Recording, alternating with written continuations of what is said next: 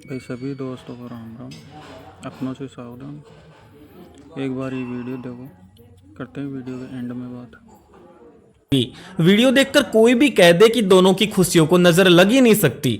मुस्कुराती पल्लवी, उसका हाथ सुनील के हाथों में और मेहमानों की तालियों के बीच दोनों एक दूसरे में खोए हुए। लेकिन किसे पता था ये हंसी, ये डांस सब कुछ बस कुछ ही देर का है, क्योंकि विदाई का वक्त आते आते पल्लवी अचानक से गायब हो गई। सुनील के हाथों पर सिर्फ दो अक्षर रह गए, एस और पी, यानी सुनील और पल्लवी। दुल्हे के हाथों में ये मोहब्बत का निशान तो बच गया, पर दुल्हन खुद बिना किसी सुराग के रातों रात ओझल हो गई। आखिर कहाँ गई, चलिए बताते हैं आपको पूरा मामला। बाबागंज के रहने वाले सुनील की शादी बंकी कस्बे की पल्लवी से तय हुई थी। सुनील के परिवार की मान्यता थी कि शादी जैसा पवित्र रिश्ता जिंदगी में सिर्फ एक बार होता है और इसीलिए इसे यादगार बनाना जरूरी है। इसी सोच के साथ उन्होंने जमीन पर लोन तक ले लिया ताकि बेटे की शादी में कोई कमी ना रह जाए। हर रस्म, हर तैयारी पूरे दिल से की गई, क्योंकि ये सिर्फ शादी नहीं बल्कि उनके सपनों का सबसे बड़ा दिन था। 22 नवंबर की रात सुनील बारात लेकर पहुंचा बंकी कस्बे में पल्लवी के घर।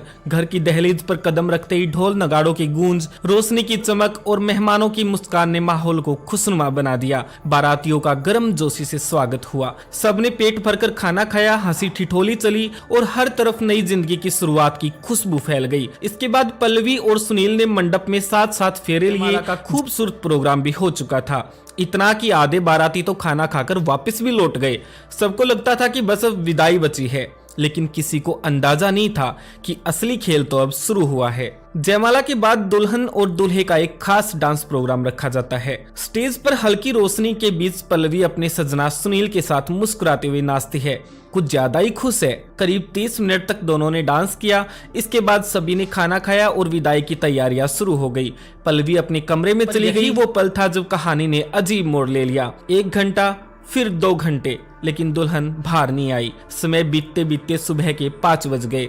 सुनील के परिवार ने आखिर विदाई का दबाव डाला तो लड़की पक्ष ने पहले कहा पल्लवी किसी काम से गई है, थोड़ी देर में आ जाएगी। कुछ देर और इंतजार हुआ तो बयान बदल गया, शायद वो किसी बात से नाराज होकर चली गई है। उनकी ये बदलती हुई बात, चटपटे और उलझे बयान ठीक वैसे ही थे जैसे कोई सच्चाई छिपाने की कोशिश कर रहा हो। सुनील समझ चुका था यहाँ दाल में सिर्फ काला नहीं बल्कि पूरी दाल ही काली है। तुरंत अपने रिश्तेदारों के साथ वह नजदीकी थाने पहुंचा और दुल्हन के फरार होने की रिपोर्ट दर्ज करवाई। पुलिस ने जब पल्लवी के परिवार से सख्ती से पूछताछ की तो आखिरकार उन्होंने मान लिया कि हमारी बेटी किसी लड़के के साथ भाग गई है। सुनील अब साफ कह चुका है, जो खर्च शादी में लगा उसकी भरपाई लड़की पक्ष करे और वो पल्लवी को अब उसके साथ नहीं रखना चाहता।